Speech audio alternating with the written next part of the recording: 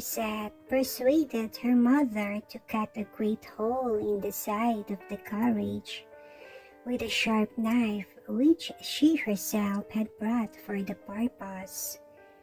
In the forest, the darkness was so intense that no one perceived what she had done.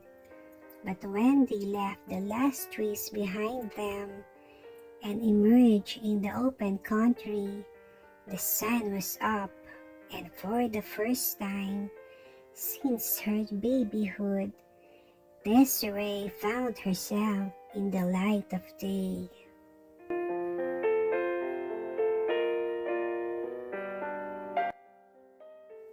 She looked up in surprise at the dazzling brilliance that streamed through the hole, then gave a sigh which seemed to come from her heart. The carriage door swung back as if by magic, and a white dove sprang out, and in a moment was lost to sight in the forest. But quick as she was, Eglantine, her maid of honor, had time to see where she went, and jumped from the carriage in pursuit of her, followed at a distance by the guards.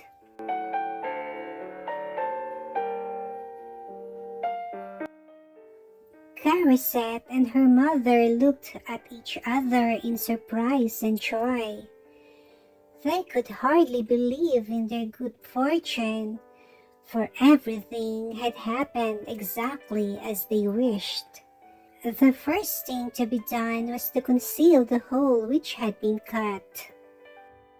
And when this was managed, with the help of the angry fairy, though they did not know it, Cerisette hastened to take off her own clothes and put on those of the princess, placing the crown of diamonds on her head. She found this heavier than she expected, but then she had never been accustomed to wear crowns, which makes all the difference.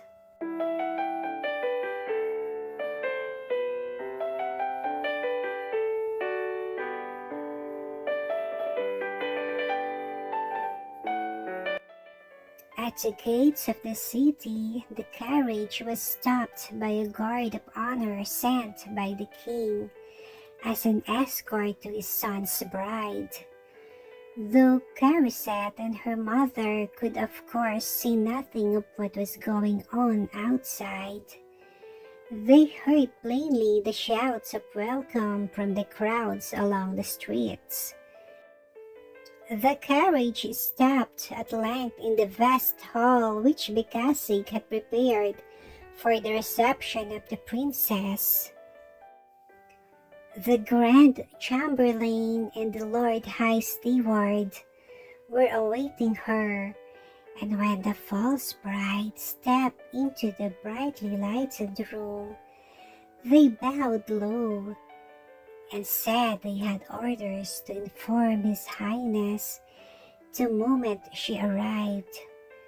The prince, whom the strict etiquette of the court had prevented from being present in the underground hall, was burning with impatience in his own apartments.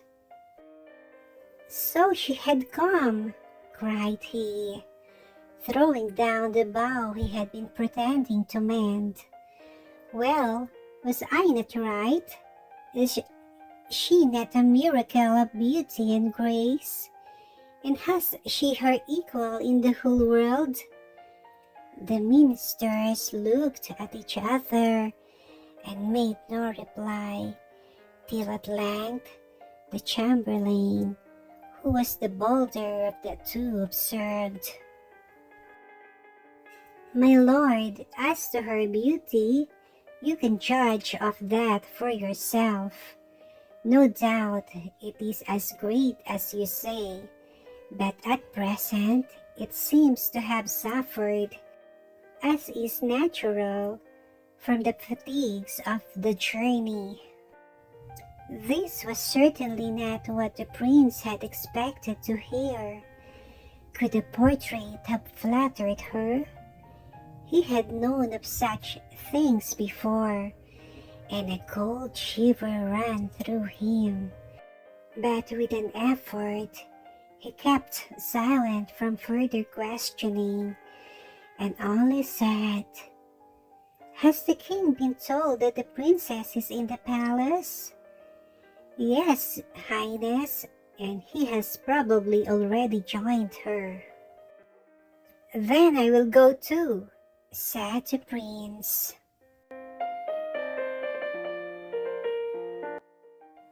Weak as he was from his long illness, the prince descended the staircase, supported by the ministers, and entered the room just in time to hear his father's loud cry of astonishment and disgust at the sight of Cerisette.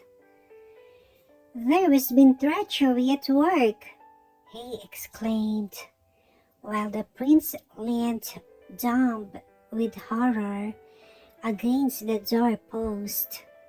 But the lady-in-waiting, who had been prepared for something of the sort, advanced, holding in her hand the letters which the king and queen had entrusted her.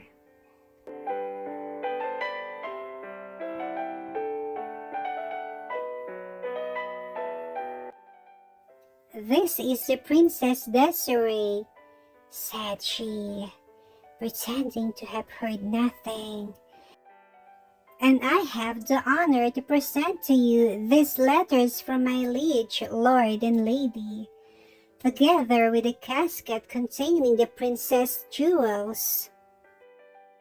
The king did not move or answer her, so the prince, leaning on the arm of Becasig, approached a little closer to the false princess, hoping against hope that his eyes had deceived him. But the longer he looked, the more he agreed with his father that there was treason somewhere, for in no single respect did the portrait resemble the woman before him. Cerisette was so tall that the dress of the princess did not reach her ankles, and so thin that her bones showed through the stuff, besides that her nose was so hooked, and her teeth black and ugly.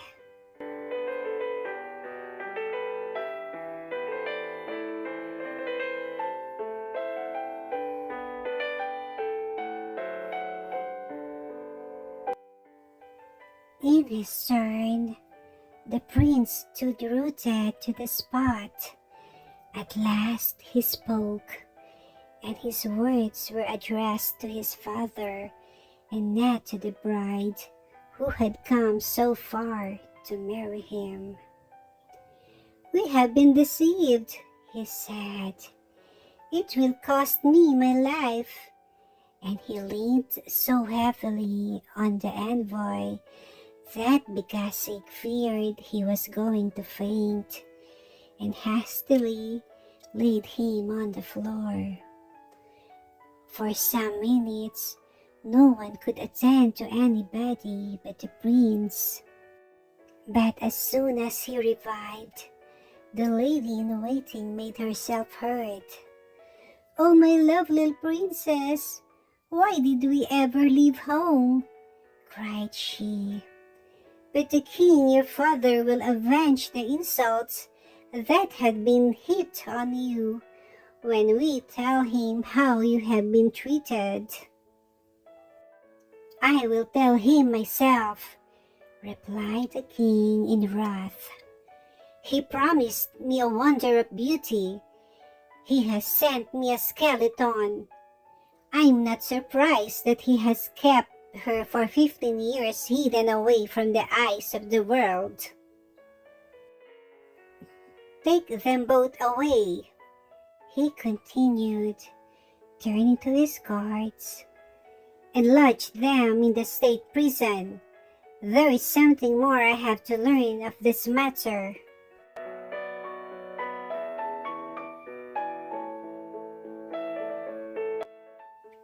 His orders were obeyed, and the prince, loudly bewailing his sad fate, was led back to his bed, where for many days he lay in a high fever.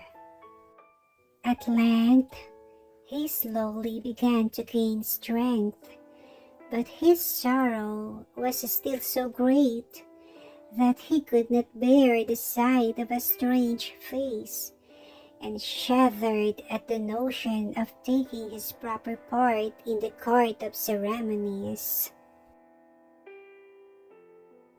Unknown to the king or to anybody but Bekasig, he planned that as soon as he was able, he would make his escape and pass the rest of his life alone in some solitary place. It was some weeks before he regained his health sufficiently to carry out his design, but finally, one beautiful starlight night, the two friends stole away, and when the king woke next morning, he found a letter lying by his bed, saying that his son had gone, he knew not whither. He wept bitter tears at the news, for he loved the prince dearly, but he felt that perhaps the young man had done wisely, and he trusted to time and Bekasig's influence to bring the wanderer home.